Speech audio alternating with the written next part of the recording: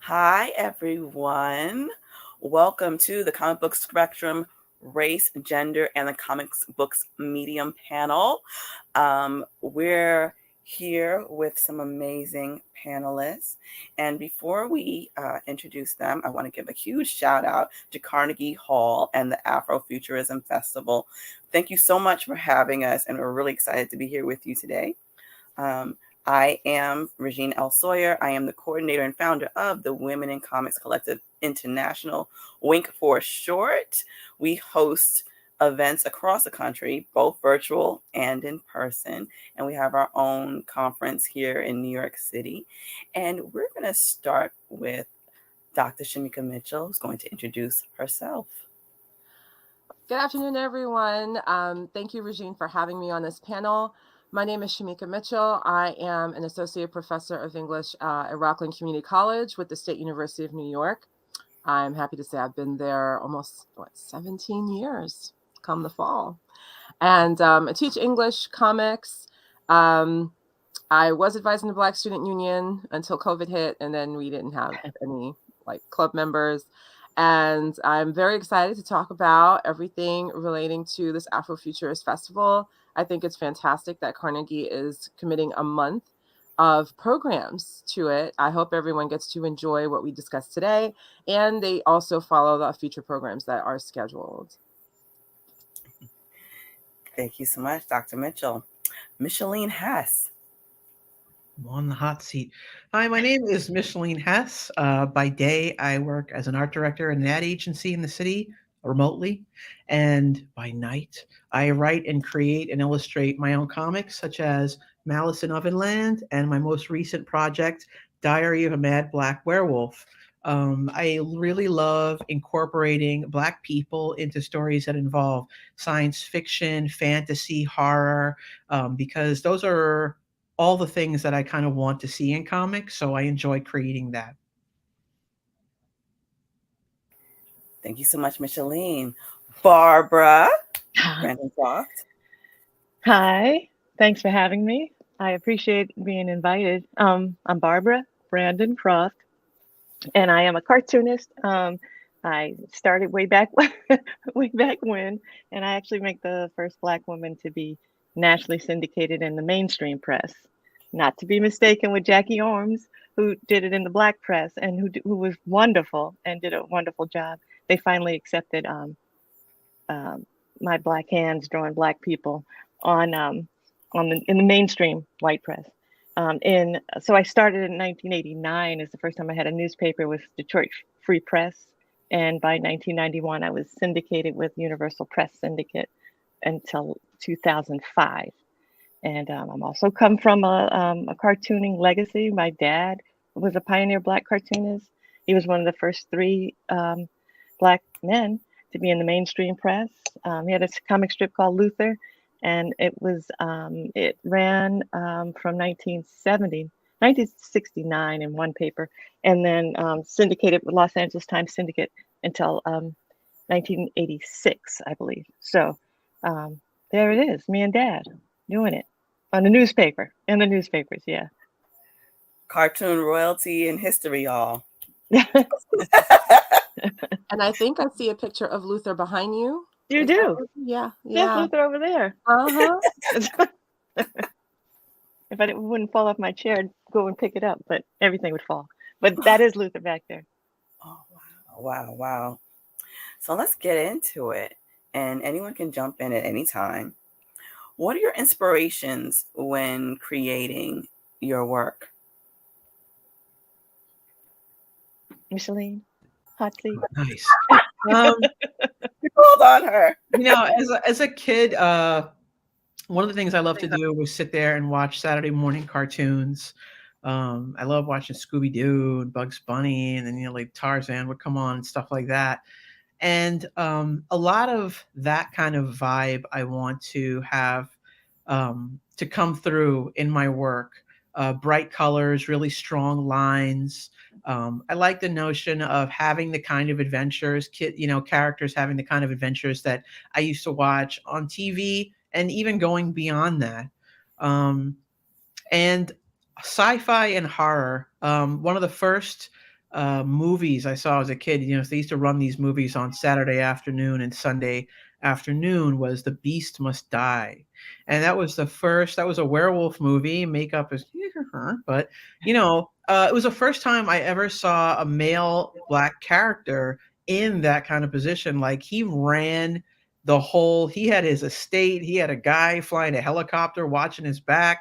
You know, he brought all of these people to his estate so he could you know, find out who the werewolf was and stuff like that. And so I also like having that kind of energy in my stories as well.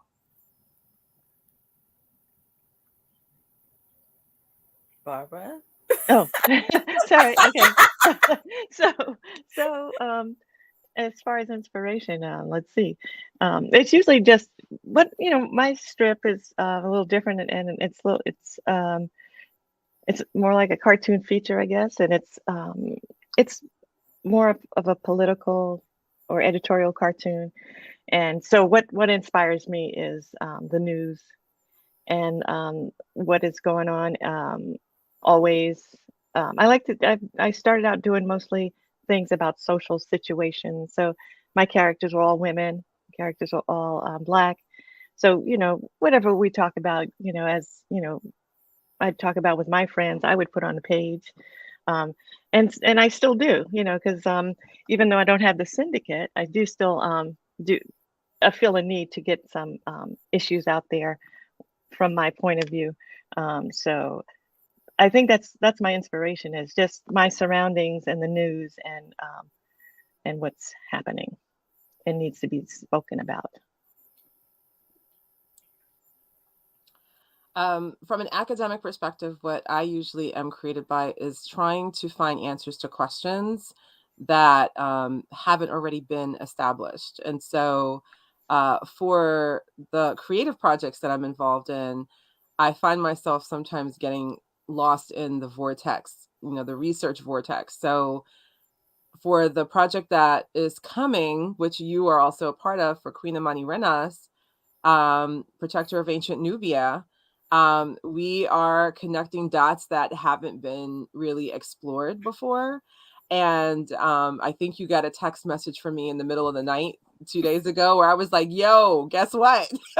I did, and I rolled over. Right? Listen. I sent it to Listen, you and to Chris, Chris Walker, who's the like the project lead. And you know, when it came to like the Joystick Angel project that came out last year, you know, the space pilots, right? Teenagers fighting in space. And I'm now looking on like Navy and Air Force websites, like, okay, so what is the terminology that we would use, you know, as they're like fighting in space to make it like more accessible, right? So being able to like bring those connections together has been a lot of fun. I know the manga series that I'm writing with Legend Studios, it's also set in the future and it's like time traveling. And I'm also like setting it in Harlem. So, you know, there's a lot in terms of wanting to explore areas that people usually don't talk about with the characters and bringing them into that world. So it's a lot of fun. And sometimes I can go off the deep end, but you know, if it wasn't for folks like Barbara, I was reading Where I'm Coming From. I think it was an Essence magazine. And my mom subscribed to Essence. And so as a little girl, I was reading it and I got into comics through comic strips. So I like the idea of telling stories in those more compact form, you know, 3-4 panels versus like these pages and pages of story. That's a different kind of storytelling. So I have to thank you, Barbara, for paving the way.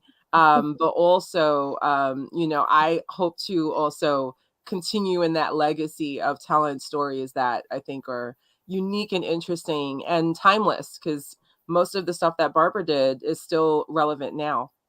You know, you can't tell that it's a story from the 1990s, you know? And so I like the idea of being able to have that kind of accessibility too. So Thank you. Thank you.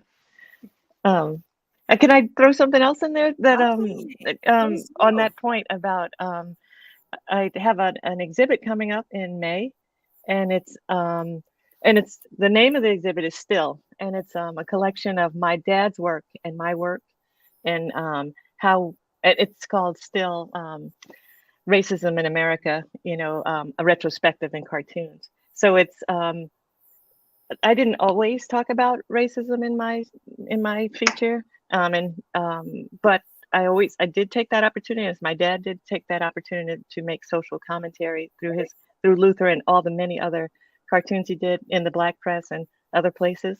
So it's a collection of all those things. And just because when you were saying it made me say, yes, that's what we're doing. It's an exhibit it's coming out in May at the Billy Ireland Museum in Ohio State University. I'm really proud of it, obviously. I'm like breaking my arm, patting myself on the back, but it really is going to be an exciting show. And it does talk about how, my dad was doing stuff. We have stuff in there from the 60s through the stuff that I do currently, and how we both talked about the same themes, about the state of Black folks in America. And it made me think about that when you were saying that, how, these themes keep happening, and we talk about them, and make these observations from different years and generations even. And we're still seeing a lot of the same stuff. It's like, and still. And still. And yeah. still. Yeah.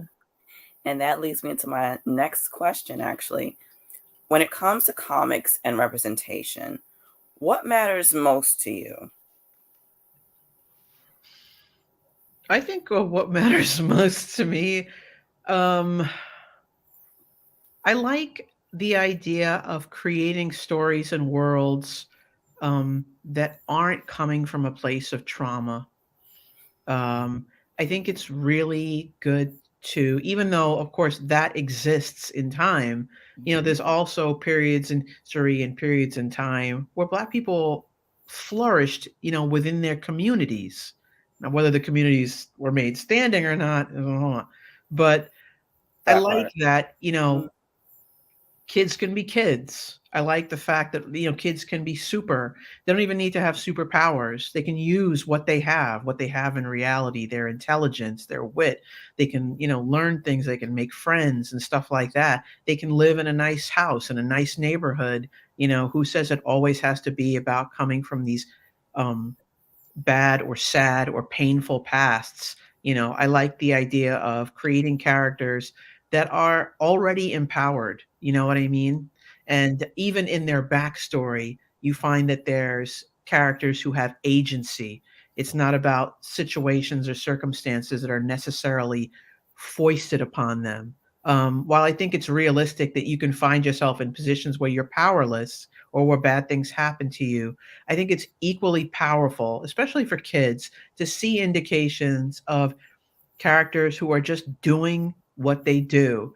They are empowered, they are strong, or maybe they're not strong, but they find a way to dig into their own strengths and discover what those are. And I think that can be really positive undertones that can come through in a story. Absolutely, I agree. I think about, me growing up in Newcastle, Long Island, and Black folks had to live together because that's, redlining. This is where you live. I had the richest childhood. I grew up with, playing on the street, coming in when the lights go on, red light, green light, 1, 2, 3, hot peas and butter. This is the kind of stuff. I had a very, very rich childhood, and all the way through. I even, watching my dad, I had a role model in my house, physically, in my house, drawing, that just was second nature, what you do. And I agree that it is important to talk about not just the trauma, and it is important to come from a place where, where you do have power and you do have a sense of self and agency. Mm-hmm. That's really important. I think in through my characters, these women are opinionated. They come from a place. They're not just, like, oh, woe is me, Yes. that. So it's like it isn't that. It's more of here I am. This is what I'm seeing. This is what's happening. You guys, we need to think about this. And it's interesting to for me to think about when we're putting together still. I'm like, I'm wondering, are people going to be depressed? Is this a depressing show? But I don't, because that isn't the intention. The intention is really to inform and educate. And if we can't look at where we've been and with open eyes, white folks don't want us to do that. We need to tell the real story and see how it existed for us. And so it's more about the intent is to educate and to let's take it from there. We got this, but we also have a very solidness. I just feel that. I think it comes through my work because that's where I come from. That's my stock. Growing up in a Black neighborhood and growing up and with all the richness of and culture that I grew up with, it informs everything I do. So hopefully that comes through too. Yeah. And it's not a conventional image that's put through even the media. Even now, it's only just starting, It's true. Yeah. I think from a film and television perspective, it was shows like, I mean, it's kind of tainted now a little bit, but like the Cosby Show, showing Black families, very wholesome kind of entertainment. I can't speak about what happened off camera, off the scene and behind the scene and before I was born or whatever. But I think the idea, it was even interesting that apartheid South Africa, the #1 show on television was the Cosby Show. Mm-hmm. And, Thursday nights meant something to see kids in college. It was a different world, and I think having more variety in that messaging also gave kids a place to feel seen and also to dream. So, for me, because my family has always been very arts oriented, like I was pointing out the Schomburg poster from 1980, when they first opened that building on Lenox Avenue.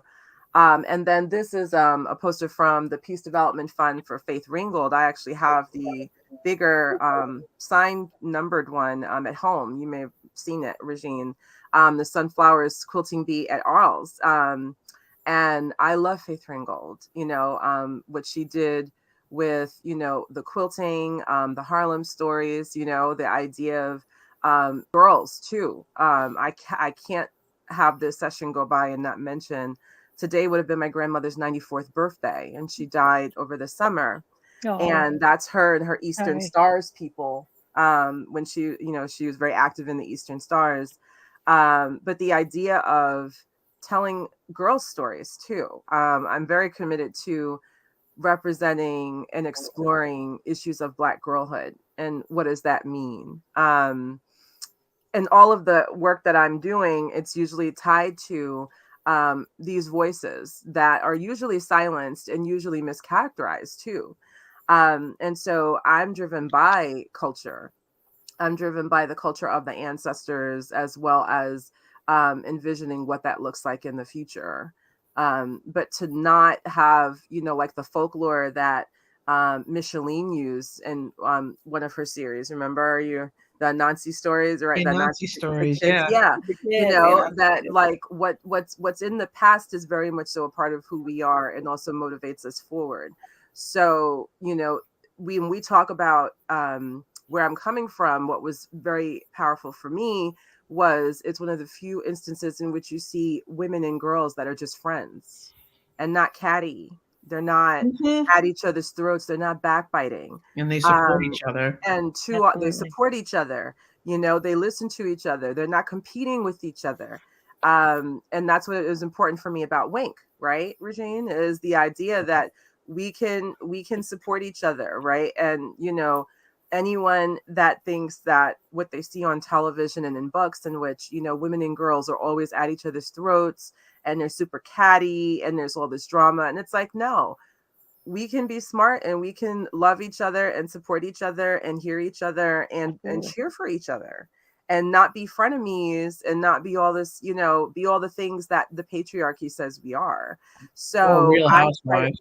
Right. And I try to make sure that the projects that I work on also, when I see that the female characters or the women characters or the girl characters are often put in those boxes. I'm like, yo, like, why she gotta be like that? Like, she doesn't have to be like that. And, you know, usually I'm heard. And sometimes it may, you know, require some lobbying. And we saw this, you know, like what was going on with Amani Renas being, you know, the way she was written about and talked about, right? As this like warrior queen, you know, like she's just, you know, a super bad mama jamma. And I'm just like, but she's also a mother, and she's a daughter, and she's, you know, she's a wife, and, you know, she's not just, you know, going around in the sand chopping people's heads off. Like, you know, and to reduce her to that, like, denies her the humanity she deserves. And she was a real person. And so even when we're working with imagined characters, I try to always get people to think more seriously about how to grow those characters and make them real. And so what's important for me is always sticking to the culture. Absolutely. And if you're not seeing what's happening around you, you're not hearing, then you have to ask people who do know, as opposed to coming up with your own fabrications, you know, and engaging in ways that can be hurtful, you know, and not really giving those characters what they deserve and telling those stories with more richness. So that's what I do from the research side, but it's also what I do on the creative side. I'm always trying to see where the culture is and how to push it forward. So, as Black women working in the comic book industry, is there a specific moment that was career defining for you? Yes. Okay. So for a while back in the 90s, I was working as a colorist at Milestone Media. And prior to that, I was working retail. And when I found out Milestone was hiring, I quit my job like that, which I don't recommend, although it felt really good, but more on that later. But a short while, I'd say just inside of a year of working as a colorist at Milestone Media, I lost my job because they closed the doors because it was too difficult to keep things going. And I ended up going right back to the same cash register that I was at, you know, and I came back to the store. It was the Guggenheim gift shop in Soho, which is now the Prada shop. And it was like, hey, everybody. And the thing that was changing, it was defining for me is the what's the word? The complacency that developed in me after I got the job there as a colorist. Even though there were a lot of challenges, it was kind of like, I got it now, I did it. And the fact is, you can never really think that you've gotten to where you're going, because it's a constant and I think never ending journey. I don't think there's ever any point where you actually make it, you know. So it's important to continue to create relationships, to work hard, and to always think about the future. I could say professionally, the only times that I really had a problem was when I got too wrapped up in the moment and didn't stop to think about going forward, what's next, like basically making sure that I would land on my feet if anything did happen.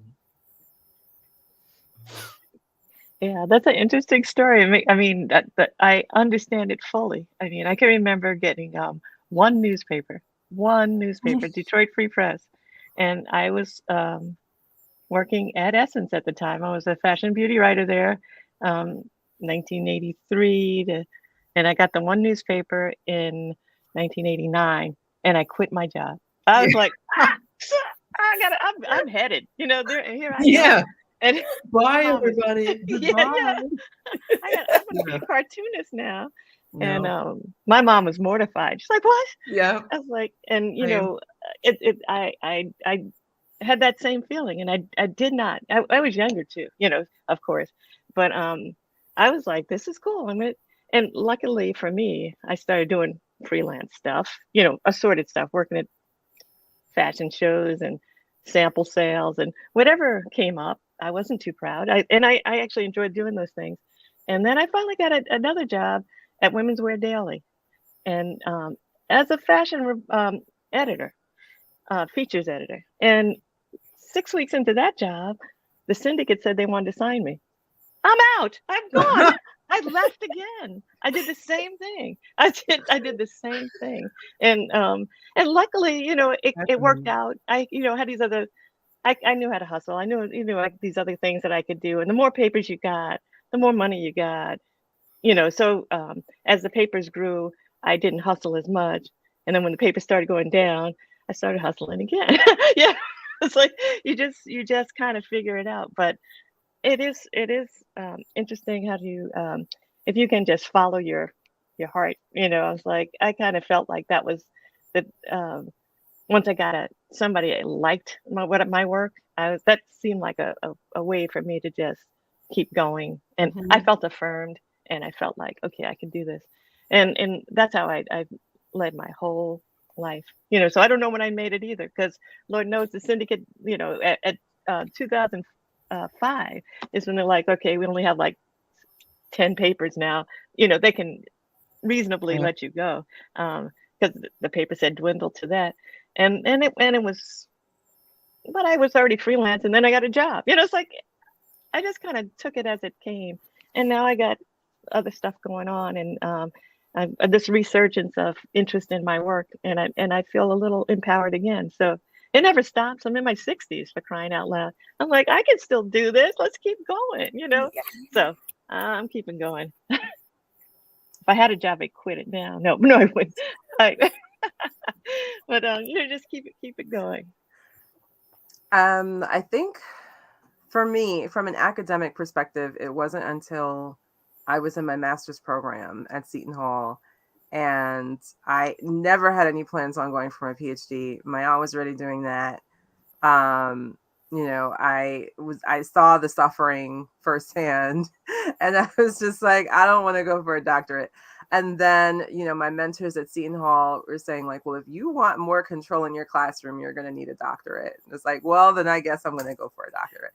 And by the time I decided that, it was too late to apply anywhere. So I had to sit out a year, and then I applied.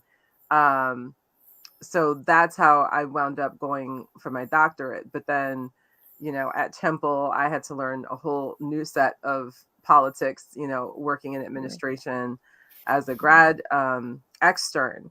In terms of teaching literature, there was only one anthology that actually had comics in it, and it was a lit anthology. And that's when I was really surprised, because the entire time, no one in any serious literary study, I did my undergrad at Michigan and Syracuse, no one ever talked about literature and comics. And so I always saw my comics world as separate from my literature world. And for the love of that one anthology, that was the first time that I saw even like little snippets of comic strips. I think they had Marjane Satrapi's Persepolis in there, or some excerpts from Persepolis in there. And it was Approaching Literature, and it was by Peter Shackle and Jack Riddle. I think it's now in like the 7th edition or something, but this was like the first edition of the anthology. And it was the first time I saw a literature anthology that had comics in it. Everything else was all, Shakespeare, foo, fla, fla. And I was like, I get it. I love it. But, the comics world was where I had my foundation in terms of really enjoying everything, even like Charlie Brown. So, and I do have to ask Barbara a question, but give me a minute. So in terms of the whole issue of like being inspired, it was really seeing what Shackle and Riddle had done with Approaching Literature Anthology, and that was the first literature anthology I ever saw that had comics in it. And so that's when I said, oh, well, I should be able to start weaving some more of my comics appreciation into my work.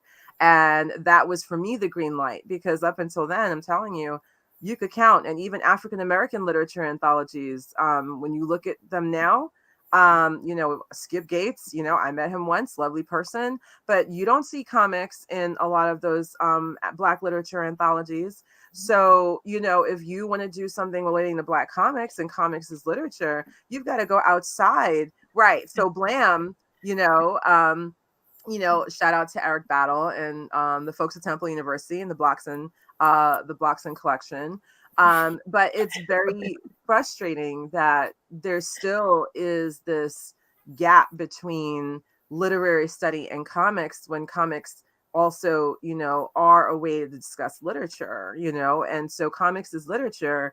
You still don't see it in Asian American literature anthologies. You don't see it in Latinx literature anthologies. And so when do you get a chance to have exposure to the literature that's coming out in comics format?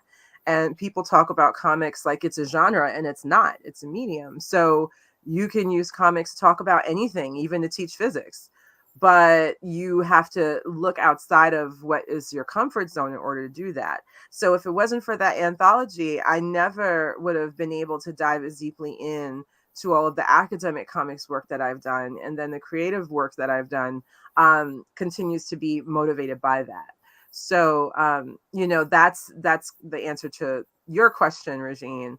But to just quickly pivot, my question to you, Barbara, and I'm not sure if you know the answer, but I'm really curious about like white male cartoonists like Charles Schulz, who can make a living doing their series, but then folks from marginalized populations that may have to have like 2-3 side jobs and still create, and whether or not like there is a different pathway for, the quote mainstream cartoonists like Family Circus, like Beetle Bailey, Hagar the Horrible.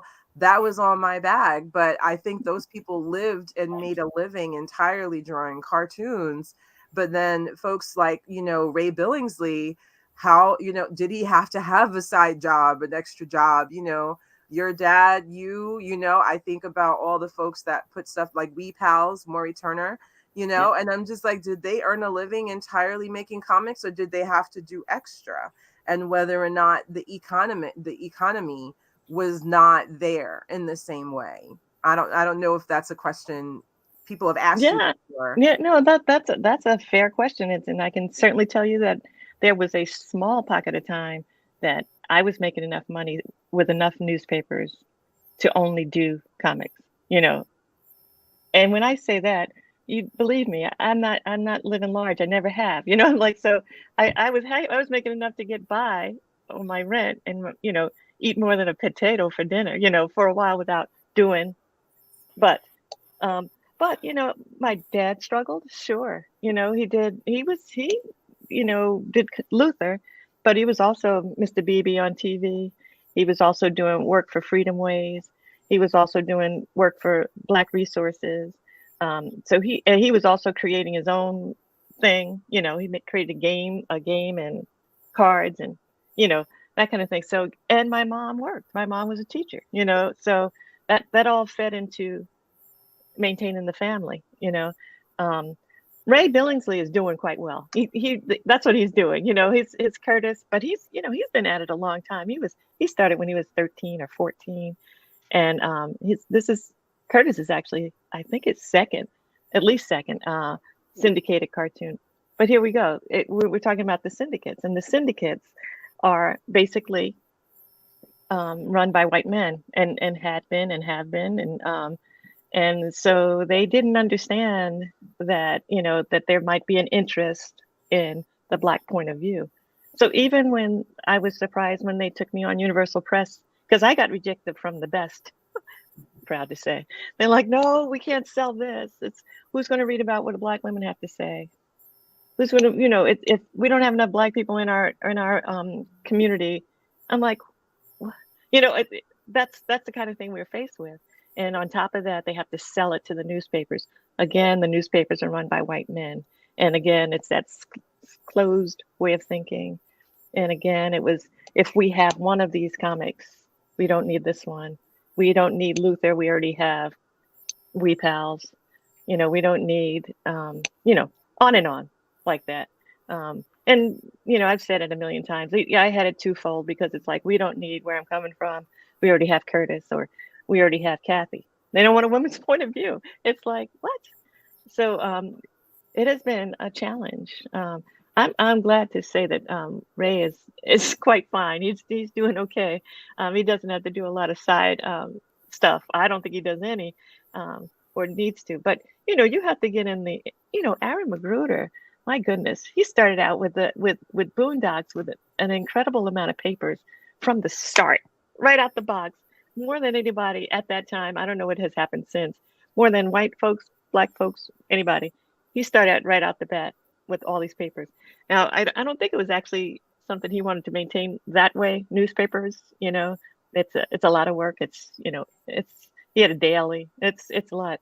I think he moved into what was more comfortable with him, with the animation, with Boondocks, and it was incredible. He did an incredible job. But he's probably the only other Black cartoonist, newspaper cartoonist I'm talking, that I don't know about Ted Shearer. I don't know about Maury Turner, but I think that they did okay for a time.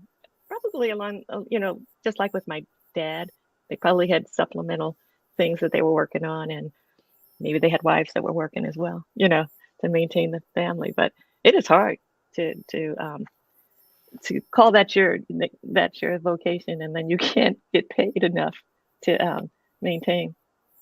Yeah, I think that answers. I don't know. That's the best I could do.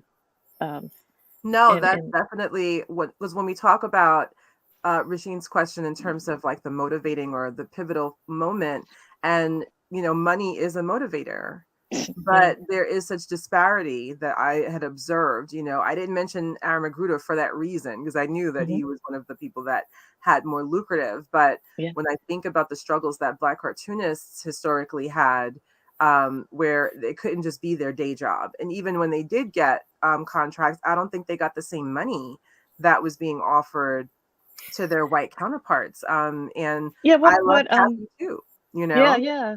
The thing is your pay is determined on how many papers you have and the circulation of the papers. So you have a paper in, I don't know, Beaver, Pennsylvania, that they may pay $14 a week for where I'm coming from. But if you sell it to, Baltimore Sun, they may pay $125 a week, and I get half of that. So that's the way, everybody's. And the more papers you get, you can make in your contract that more papers you get, the smaller the percentage the syndicate gets. And so like somebody like Charles Schultz, at some point, he was making 90% of the money they gathered, and they were just making 10%. But it was so much money, it's like you can put that in your contract. But I put that in my contract. It didn't happen that way. But I was like, if I get this many papers, I want to have this percentage. And they're like, all right, not going to get that many papers, lady. But it was worth a try. You never know. You never know. I also want to add to that, just in terms of like comic book creation in general as a whole, that, I mean, money wise, and it's interesting because like across the board, there's this disparity. And then in the context of that disparity comes in the various levels of marginalization and the value people sort of will put on you. This morning I had done a presentation on unionization in comics and so forth, and that was part of the discussion. It's okay, this is something that I'm doing, that I love doing, and I'm trying to get paid for it. But then once I see the contract, I'm like, wait a second, what happened? It's like, wait a second, what happened? Especially when you bring a specific value to a piece. Like, okay, we want to hire you because you're a Black woman, because you're a queer person. Like, we want your perspective. We want you on it. And then you get on the project and it's like, actually, we don't really want your perspective. We want you to talk about it and through us. And that becomes another dynamic that's a part of pay scales and a part of properties and so forth. So it becomes this other thing. So I just want to put in my 2 cents about that. Yeah. Really quickly. So in terms of the future of this industry, like, what are your hopes? How do you see it evolving or hope for it to evolve? I know it's a big question, but if we're gonna muse about it, let's muse about it. I think that with the proliferation of like softwares and different kinds of hardware and apps and things that are available to people for a much lower price now than they would have been a while ago, 10 or 20 years ago. Um, it's possible for more people to get their stories out. And what I like about that is that, you know, if you're telling a good story, it's compelling with great characters that are relatable and, you know, interesting, you know, you can develop a pretty amazing following, and that can ultimately lead to other things. Of course, there's also a certain amount of privilege that comes from being able to say, well, yeah, I make comics on my iPad, you know, on my, you know, X amount of dollar iPad with my. So I think what I would like to see is for that the technology to be more accessible. You know, when you know, you already know, like with certain kinds of schools, with private schools or with schools that are in like higher, you know, economically tiered areas, they have better stuff. You know, I was very fortunate in that when I was in middle school, you know, we had cutting edge software. Of course, by cutting edge, I'm talking about Commodore 64s with a disk drive that was like this long and like that wide. Um, The but floppy. I would really like to see going forward more kids having, yes, having like tape drives, having access to that, because I think that that's a big thing. But I also think that even if you don't, there's still potential. If you look at Low Riders in Space by it was illustrated by Raoul III, you know, he illustrates everything in ballpoint pen on paper, you know, and he's, you know, getting increasingly more attention for the way that he illustrates and for the way that he imbues culture and folklore into his illustrations for the different books that he does. Um, so I guess what I would like ultimately in the future, what I would like to see is more people um, just going for it and taking advantage of the different things that are there they can use to help get their stories out.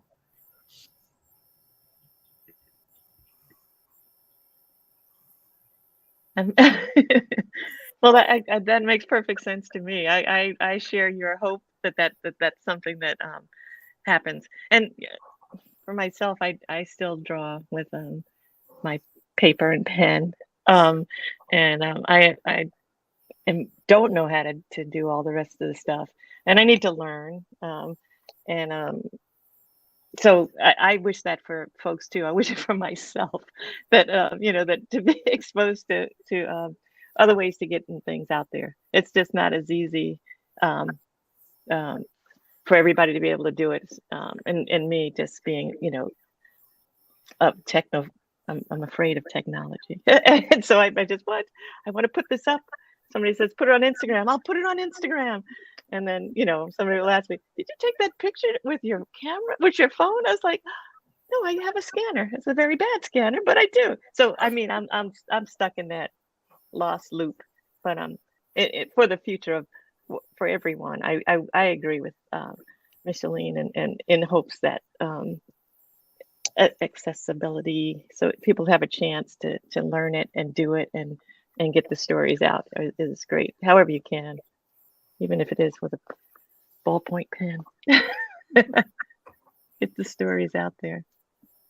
There's there's a lot of value to the analog though, isn't there? You know, there is something to be said about, like, I was watching Elliot Fernandez draw yesterday. He does live drawing you know, on his Instagram page, and every now and then he'll go live and we'll just watch him draw, and he's drawing on an iPad, you know, and he's got the thing going, and he said actually the software in the iPad is why it looked like he was drawing on paper and pencil. And so, you know, knowing what the new tech is part of it, but also being able, like, if you can only draw on an iPad and you can't draw with paper and pencil, I gotta question your art ability, right? Like, you should be able to still draw well no matter the technology that you're using. And a pencil is technology, right? It's just not the same kind of digital high tech, but it's still tech. In the same way, the quality of the paper or the quality of the ink with the pen. I think for folks who get caught up on what it's going to look like at the end, that's what scares them away from creating in the first place. And I see this when students are writing their essays too. They don't want to put a sentence down because they feel like it's stuck and it's fixed and they can't take it back. I'm like, yeah, you can. You just delete. You just cross it out. And this idea of having to have instant perfection. I like the artists that show a work in progress and how it changes and how it evolves. So what I usually hope for from the creative aspect is that people are comfortable showing, more of the process, the growth process. Any of the beloved characters we can imagine in cartoons and comics, they didn't appear the way that they are now in 2022. They didn't look like that when they were first imagined. They evolved, their heads got rounder. They may have had more, change in outfits. There are all these little things that get tweaked along the way. And as long as we see the end product and don't see the growth process of a character, like even Bugs Bunny, the original iteration of Bugs Bunny is not how he looks now. I hated the original. Right. Sorry. But that's what I'm saying. Like, all we see usually is the end, and we don't see how a character evolves and how a character grows. And so then people are scared to create because they think, well, I'm not going to make a Mickey Mouse. And it's like, well, Mickey Mouse wasn't even Mickey Mouse when he first came out. His nose was longer. He wasn't as rich. He didn't have a girlfriend. Like there are all these other little things. From the academic perspective, I just try to keep doing the work that gets, like I wrote about Milestone actually, and the DC Mashup Worlds Collide for this book Unstable Masks that came out with Ohio State University Press back in 2020. And so, how many people are doing academic research on Milestone? Apparently not many, especially contemporary, work. So, I was like, well, that's where I'm going to dwell, I actually collected a lot of Wee Pals, and I've collected Quincy comics too, because I want to work on that. So I have stacks of Quincy comics on my shelf, and I said, I'm going to do something with this, but just not right now. I think there's a way to still be creative in your approach to stuff. And so, that's what I hope for. I hope for seeing more inclusivity in terms of the material that gets put out there, people asking more questions and not being afraid to experiment, whether it's with crayons or with a marker. I wanted to add something to that. One time I had my art up in this show one time, and I was talking to this woman, and it wasn't until the end of the conversation that she realized that it was a digital piece, and she was like, and I was like, what? And she was like, well, she kind of had this attitude like I played some kind of trick on her. But it's like you still need like to have, on the one hand, it's like you still need to have a certain amount of understanding of like color relationships and things like that to be able to use the software to do what you want. But then the other thing I really like about the software and apps and that I've been using is that you can experiment so much more. I used to have this horrible thing where I would draw something and I would ink it, and then I would be time to color it, and I'd be like, I mess it up. I can imagine. So I really like the fact that I can try different things, and and like you were saying, lay something down, and if you don't like it, you delete it. You just pull that layer, and then you start something else. And a lot of the apps, for anyone who does have mobile devices, are actually pretty fairly priced. Things like Procreate and stuff. You can do incredible things with that software, even on your phone. So yeah, that was all I wanted to say. Well, when you think about environmentalism, right, Micheline, think about all the piles of paper that you would be wasting otherwise. I like oxygen. So I want to keep trees around. And if you're just wasting all these piles of paper, experimenting with color, that's actually resources that are being used, I would say, in a way that isn't as effective or efficient, and Yeah. so I like the idea, to some degree, of being able to use tech where you don't have to waste, stacks and stacks and reams of paper. Sometimes it's not even it's expensive paper, and so I think just in terms of the cost of resources, art supplies are already expensive. Even when they're on sale, they can be expensive. And then if you're just, going through experimenting with different shades of purple, you could waste so much material just doing that, which is also inefficient unless, you just have endless supply of cash and you have, all this paper that you can just put somewhere, as opposed to putting it on a layer. And then if it doesn't work out, then you take it off. And no trees have been killed in the process. I mean, there is that very real issue too, in terms of, how to make the resources you have utilized in a way that's more efficient. I tend And to we hoard currently are my having sketchbooks anyway. Sorry. oh, no, it's okay. I was just going to say, and we're currently in the middle of a paper shortage too. Are We we really? are. A Yeah. serious one. So A yeah, serious we are. one, yes. You would know because you basically are doing your work digitally and stuff. So you're like, Wow. paper, what's that? Yeah, I Like, actually oh, have a there's been a sketchpad serious hoard in shortage. one of my cabinets. I'm like Smaug the dragon, just don't touch my sketch pads. They're like all there. They're like waiting possibly for a day that will never come. It will probably be the only thing I leave to whomever, but whatever. I could sell this on the black That's market. money. That's Wow. money right now. On the That's dark money. web. Wow. On the dark web is money. So as we're winding down and winding up, what advice would you give to an aspiring professional that you wish someone would have given to you when you first started out?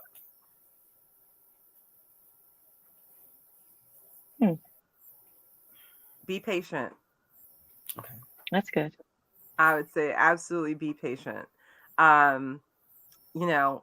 There is that instant gratification push, right? I want to be a professor now. I want my PhD now. I want all the book publications and stuff now. And what, girl, just slow down. Just chill. It's coming.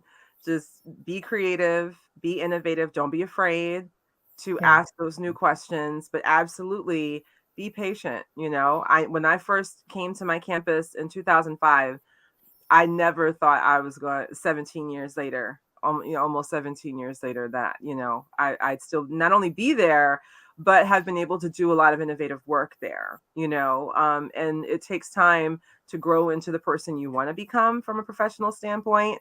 And you have to give that time, and so I think about some of the trees and the flowers that only bloom once every 11 or 15 or 50 years.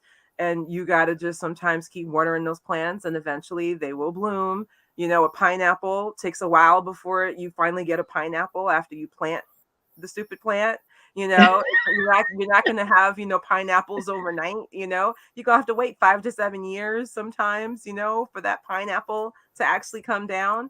And you got to just keep working on your craft, whatever, from the academic side, from the creative side. You got to be patient, be the constant gardener, and eventually things will come to bear. But you can't just wake up saying like, I want to have this anime series on Netflix and I'm gonna do this now, I'm gonna do that. Go make the coffee, work on your memos, do the grunt work that you have to do sometimes. You're not gonna just overnight sensation it, and you get better as a professional learning what a professional work environment is and best practices. You got to be able to listen to feedback. You've got to also be able to just keep your head down and work on what you got coming. I always tell my students, focus on what's in front of you. You can only drive one car at a time. Yep. That's sound advice.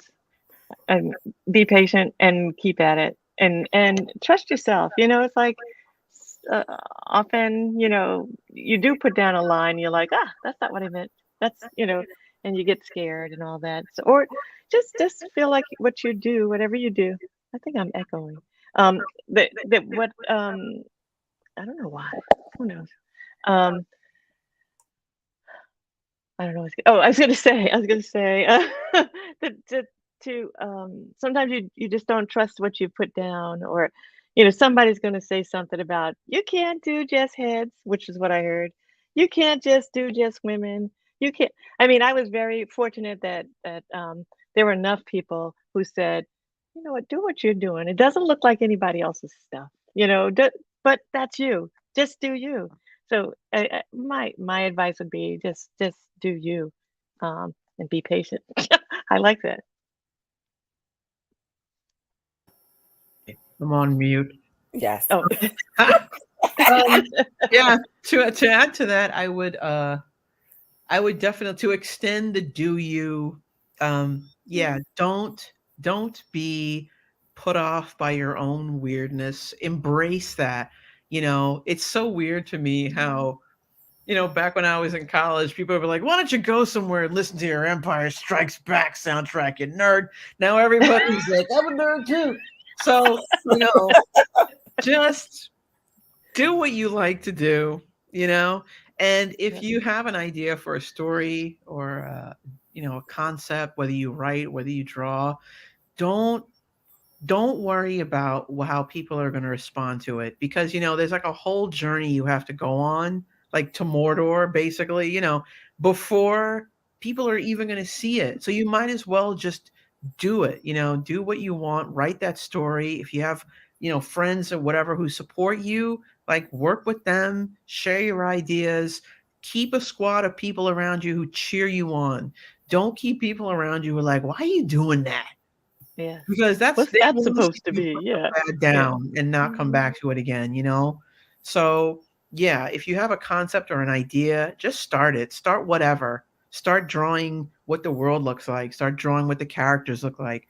Start designing their clothes. Just start. Don't worry about process so much, because that's something that you're going to continue to learn as you go along. So that's my bit. I agree. So it's show and tell time. Tell everyone where they can find you, where they can find your work. Show us some work. Let's get Okay, it. can I try and share? Yes, I please. practiced really hard.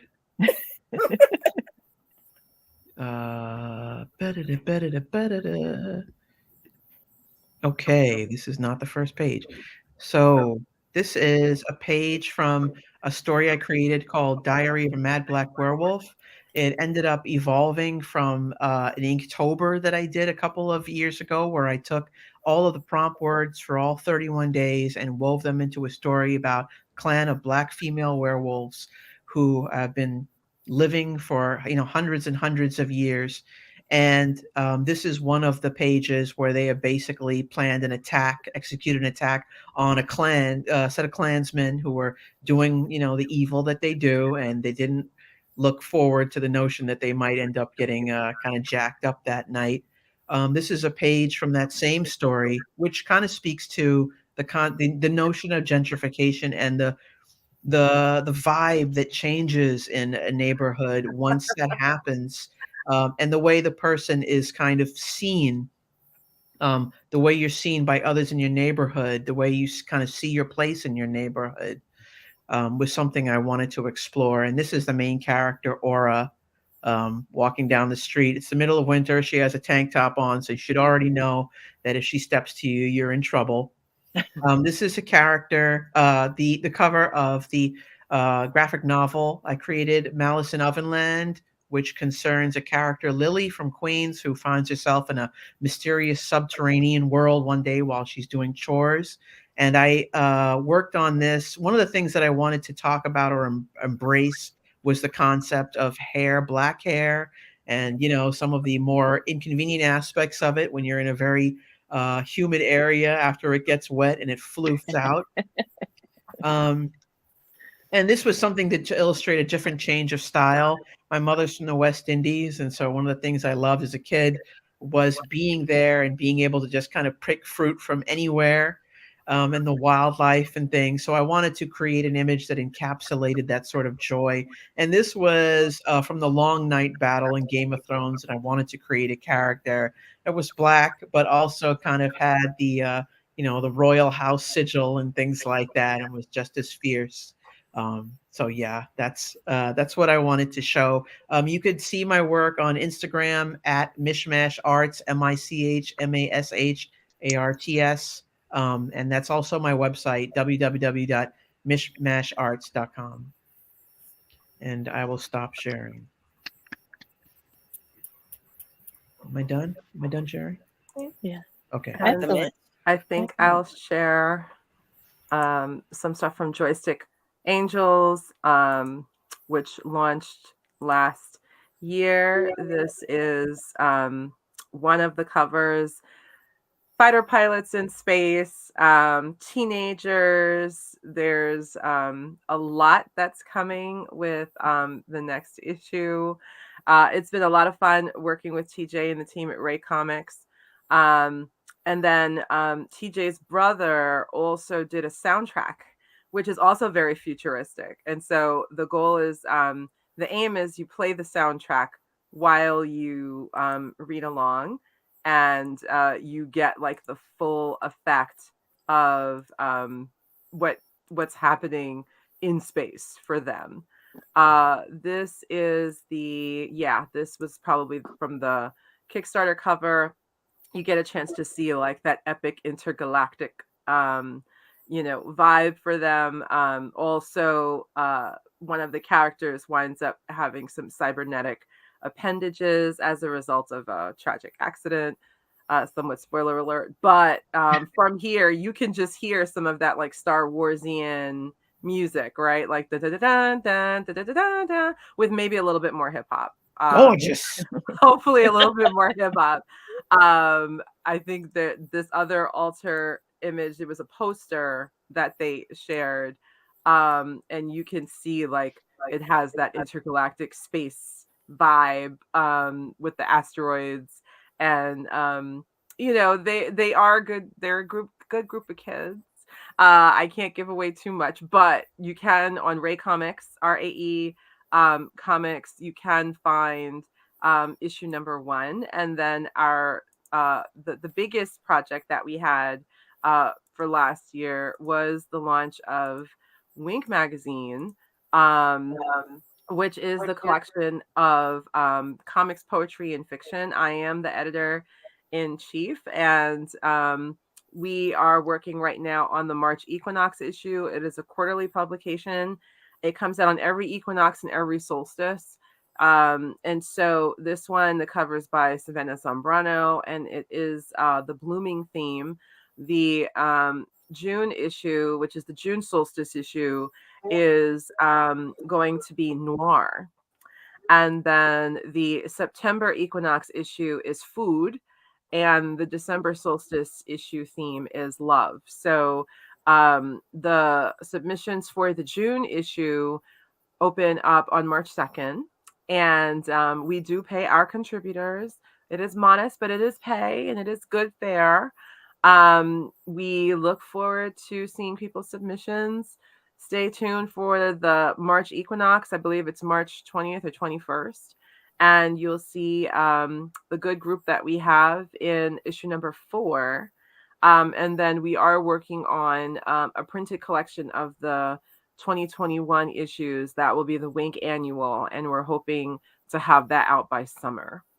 So for people who want it in print, it'll be a collection of issues 1, 2, and 3, and we'll see how people like it in print. I think having a book signing at some point might be fun.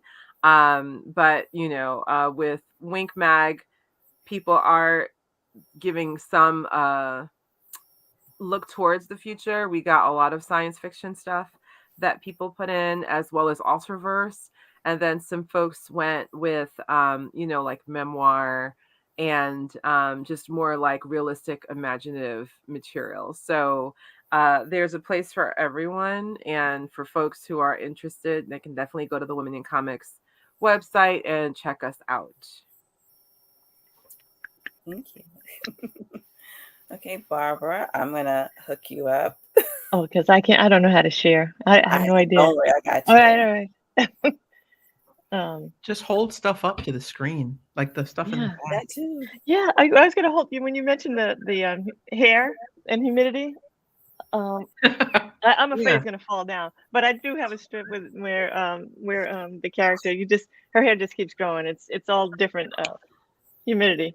She's like, I should have been a meteorologist, but that's because I do. That's I can't see because I can't see. But this is. I made it a little bit bigger. Oh yeah, thank you. So I can't remember. I appreciate you showing, but it's just too much. This one is about how is it that so many people who care about what the potential life inside my wound, but care so little about actual lives in churches and synagogues and movie theaters and Walmart and nightclubs, where you can see my stuff, I'm very proud to say that Drawn Quarterly is a publisher who's going to do a collection of my work. It's a little more than a collection. It's more like it's telling my story. Yeah, I'm very excited. Oh, here we got another one. I'm sorry, I can't read them for you. It's okay. No, I can read if you want. I'll just that's what they look like. This is Cheryl. That's the character's name. But I do want to talk about the book that's coming out. It's coming out in 2023. But they're going to take a look at my work from the beginning times. When it was really just a circle was the head, and until what I'm doing now, and you talk about how characters change, and you'll be able to see that in there, and it's they contacted me because they thought that it was important to have a collection of my work in a nice book, since I have my little spot in history, and I'm just excited about that, and I'm also excited about the I'm also excited about the exhibit coming up in the Billy Ireland. It's still exhibit at the Billy Ireland, Ohio State, Columbus, Ohio. Yeah. I'm not a very good self-promoter, but all those things are true.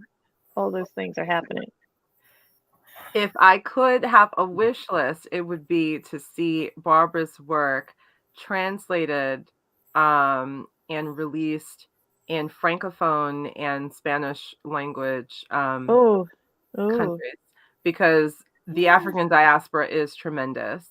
And between the continent and all places far and wide, the women that you have drawn could be from anywhere, right? They could be from Cameroon, they could be from Paris. Like there's no, they could be from Addis Ababa, they could be from, Brazil. So I appreciate that. And I think that would be like super fabulous that, especially with all of the activity that I've seen happening in various countries, South America, Central America, the African diaspora is active.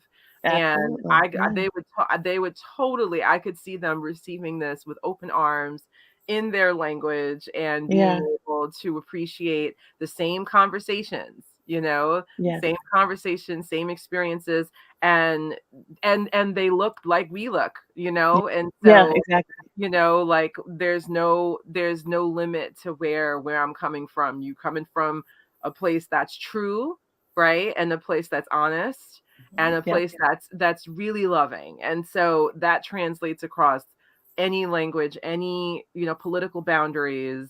And I can see that even for the appeal outside of the African diaspora readership, but definitely like, French is the #1 language in the world.